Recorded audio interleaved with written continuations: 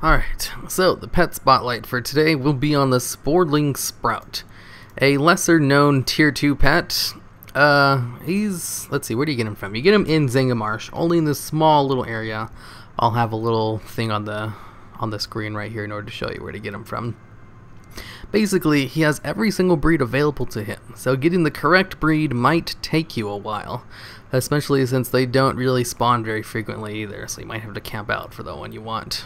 I have the HH breed. Do I have any other ones? I think this is the only Swirling Sprout I have. Yeah, and it just happens to be the one I wanted. That was really lucky of me. So yeah, the Swirling Sprout. Why is this pet good? Well, he would be a lot better if it wasn't for the fact that undeads did extra damage to humanoids. Because one of the reasons he's good is because he's a humanoid type, and he really takes advantage of his racial. But humanoids take extra damage from undeads, and undeads are without a doubt the most popular pets in PvP, so he takes extra damage from them, which kind of makes him less viable because his stats and everything he does is pretty good, but he just gets countered by too many teams. It's just kind of, it's tough luck. If only like the current top tier pets were like literally any other breed, Swirling Sprout would do a lot better, but he's still pretty damn good anyway. So why is he good? Well, humanoids have this neat little racial ability where every turn they do damage, they heal up for 4% of their maximum health. The HH breed has 1725 health, so 4% of that is what? 1%, 1700 is 100. It's not 170, is it 17? Yeah, 1% is 17. So if you times that by 4, let's just round it up to 20, it's about 40. He heals up for about 40 health every turn. 40 health is about, oh, I don't know. What's a good indicator for that? It's a ridiculously weak dot. 40 health is not a lot. Maybe it's about as much as a soul siphon or something. 40 health, whatever. You heal up for about 40 health. The cool thing about him, though, is that he's going to be healed for 40 health like pretty much every turn. On top of things like Leech Seed, which heals you up for 140. The 40 health that you heal up increases that to like around 180, which is a pretty decent heal. Plus 40 health on top of the 70 on the turn after. That brings it up to about a little over 100, which is also a pretty nice heal. So he has very minimal healing every turn. But the thing is, when you combine that with things like Crouch, where you take 50% less damage, then things get a little bit more dicey. Since you're going to be healing up for 40 every turn, your opponent's only going to be hitting you for about 100. So you're healing up for about 30% of the damage you're taking every turn. Well, that's assuming they're hitting you with the basic attack that is about 300 damage. 300 damage cut in half is about 150, and if you're healing for about 40 of that, it takes off about a third of it. So you're essentially taking less damage since you're healing up. Well, you're not taking less damage. You're taking 50% less damage with the returns at Crouch, and you're healing up every turn because you've got the pretty high health value at 1725. Plus, every time you Leech Seed, you're going to be healing up more than the damage you take if you have Crouch up off cooldown. Crouch should only really be down for 2 turns, I think. So, yeah, you get hit for about 2 turns when it actually falls off. But since it has a 4-round cooldown and it lasts 3 turns, I think it might only be 1 turn that it's down, actually. I'm not sure. You want to use Crouch immediately and then go into Leech Seed to get that on cooldown, because Leech Seed also has a pretty long cooldown.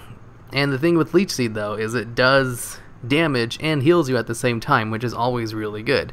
That's why Leech Seed has such a ridiculously long cooldown. Even though it doesn't really do that much damage, it's because it also heals you at the same time. Basically, it's changing the game state where your opponent is losing health while you are gaining a certain amount of health. So overall, it's like you're getting 30 points of value in your favor. It just happens to be that you're gaining health with half of those points, and your opponent's losing health with the other half of the points. So it's a pretty nice ability. Plus the little dot on the end of it allows that to go up a little bit even more. So it's worth using Leech Seed off cooldown. Plus, Jab, he hits decently hard with Jab.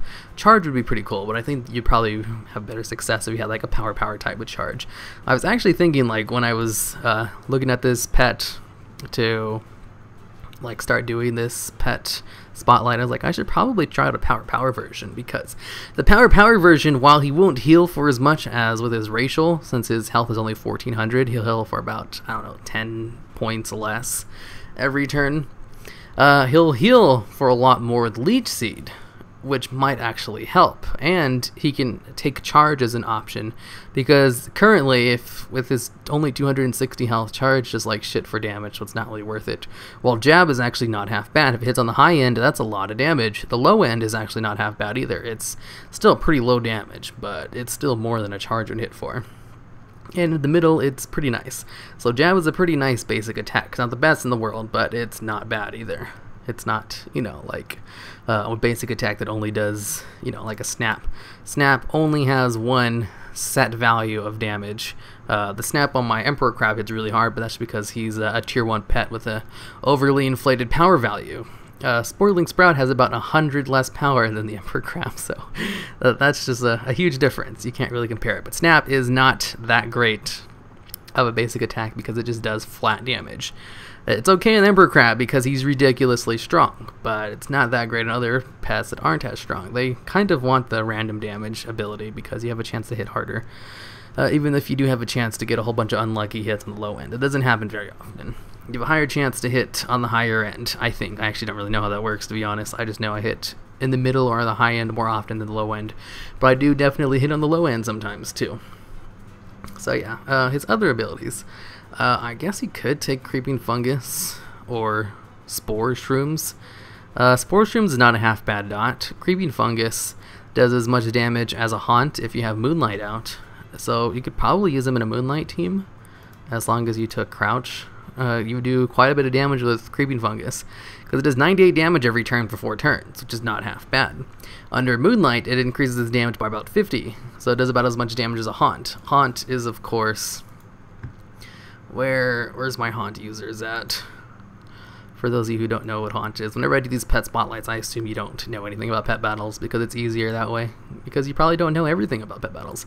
Anyways, Haunt right here. It's one of the hardest hitting dots in the game. It's the only reason Unborn Valk and the Ghastly Kid are tier 1 pets, because it does a crap ton of damage and allows them to have a free switch. The free switch is really important. It obviously... Creeping Fungus doesn't allow you to have a free switch, but it does about as much damage as a Haunt under Moonlight, so it's not half bad if you can fit him into a Moonlight team. But the reason Sporeling is really good is because of his Leech Seed and Crouch combo, and then he just jabs like crazy to heal up with his racial every turn. He actually, like, it doesn't sound like it heals up for that much because you only heal up for like 40 every turn, and you usually get hit for like 300 damage on average, so it's like, oh, that's nothing. Well, I've actually had my Swirling Sprout out heal other healing pets before, just with his Crouch, Leech Seed, and healing up with his racial. If he didn't have the 1700 racial, the HH breed, he probably would have lost to those healing pets, but he's able to out-heal legit healing pets like, oh, I don't know, the Magical Crawdad who has Wish, or Renewing Mist. I was able to out-heal him once, but that's because that dude took Surge. he did like no damage to me. I was able to heal up no problem. I was able to out-heal the Magical Crawdad just because I did more damage to him, while at the same time doing damage with my heals. While his heals don't do any damage, they just straight up heal him. That's why they heal up for more than Leech Seed. But Leech Seed also does damage, which is why it has a long cooldown on it. So he's pretty damn good tier 2 pet, especially if you're just going against other pets that don't heal. He'll be able to go toe-to-toe with pretty much anything but the multitude of tier 1 pets. Tier 1 pets, he can actually beat some of them. Not all of them, though.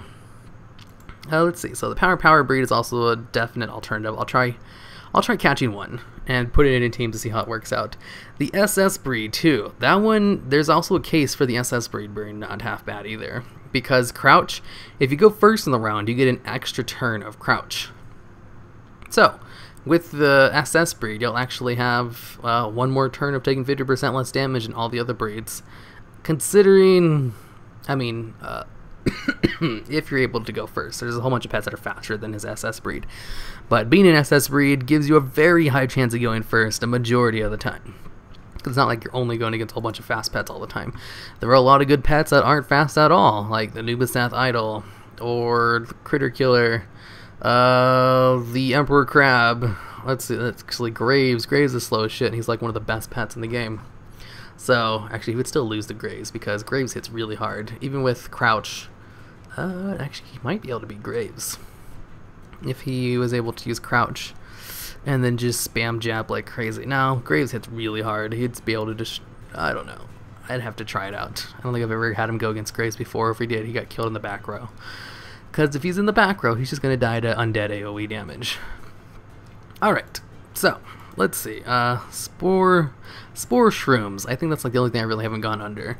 Places a magical shroom under the enemy, grows for 2 rounds, and unleashes a cloud of spores. The spore cloud infects the target front pet, dealing 140 elemental damage every round for 3 rounds. So it does about as much damage as a haunt, but without having to have a moonlight out for creeping fungus to do the same amount of damage. So it's good damage. Not half bad, but crouch is the whole reason this guy is able to out-heal other healing pets. Even though his healing numbers aren't very high, it's basically just because he takes less damage, and his heals are enough to heal up the less damage he's taking. Which is why he's pretty damn good. Okay, so, what teams does he work well with? Well, he works in teams that don't use darkness, so that he's able to heal up, and that don't use sandstorm, so you can pretty much put him in literally like any team you want. Go crazy with it. Just don't put him in a sandstorm team or a darkness team because he needs to be able to heal. He's probably not very good in an AoE team because he doesn't have an AoE, but he fits in with a lot of teams. I also use him to defeat a couple of pets in the Celestial Tournament because he is a humanoid type with a humanoid ability, and he takes less damage. So I have him set here for Wrathion. Looks like he's in my setup to defeat Wrathion in Celestial Tournament, and Eula, Brood of Eula, because it's a dragon who just needs lots of humanoid damage. Although probably just using triple Ore Eaters would work the best. But he's still pretty damn good.